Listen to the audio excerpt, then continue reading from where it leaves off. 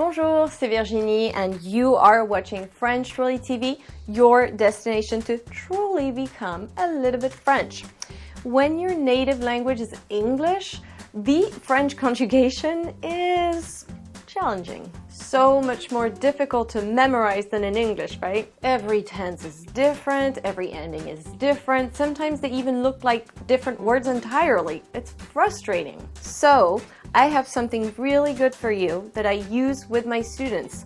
It makes French verbs a lot easier. 6 tips that you can learn once and for all and keep reapplying. Today is part 1. Next week will be part 2. Vous êtes prêts?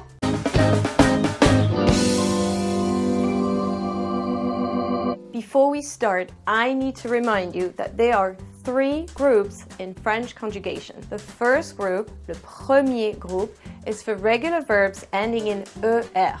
For example, aimer, to love. The second group, le deuxième groupe, is for regular verbs ending in IR. For example, choisir, to choose. The third group, le troisième groupe, is for all the other verbs, the irregular verbs, the misfits. For example, savoir, to know. Remember these 3 groups throughout this video. It will help you. Tip numéro 1. Which helping verb do you use for the passé composé? Should I use êtres? Should I use avoir? There is no logic behind it. However, most French verbs take avoir in the passé composé. So, when in doubt, pick avoir. For example, j'ai aimé, j'ai choisi, j'ai su. Avoir, avoir, avoir. I lied. There is one rule. Pronominal verbs, such as s'appeler, se rappeler, se rencontrer, etc. always take êtres. For example, nous nous sommes rencontrés. Tip numéro 2. Should I use the imparfait or the passé composé? These are the 2 most common tenses to express the past in French. Just remember that the imparfait is the background tense. It's the action that lasts in the past. It's how you describe emotions, feeling, weather. For example, hier, j'étais triste. Yesterday, I was sad. Hier, il y avait du soleil. Yesterday, there was some sun. You'll also use the imparfait when in English you use either the ing form or used to. For example, I was working when you called. Je travaillais quand tu as téléphoné. Je travaillais is the background action, so it's imparfait.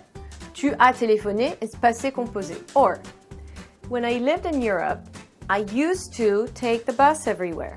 Quand j'habitais en Europe, je prenais le bus partout. Tip numéro 3. Great! Now you know when to use the imparfait. But what if you don't remember what the imparfait looks like for the verb aimer? Granted that you know your present tense, here's the perfect way to always know how to build your imparfait. First, we look at the present tense with the subject nous, nous aimons. Then, you take the 3 letters ONS out, so you're left with M. Now, all you have to do is simply add your imparfait endings for each subject. The endings of the imparfait are est, ion, yé, est. J'aimais, tu aimais, elle aimait, nous aimions, vous aimiez, elles aimaient. If you like this video, you found it helpful, you want more, subscribe. If you missed last week's video, meet our French national hero, click here. This was your French friend Virginie helping you become a little bit French. Merci beaucoup. Au revoir.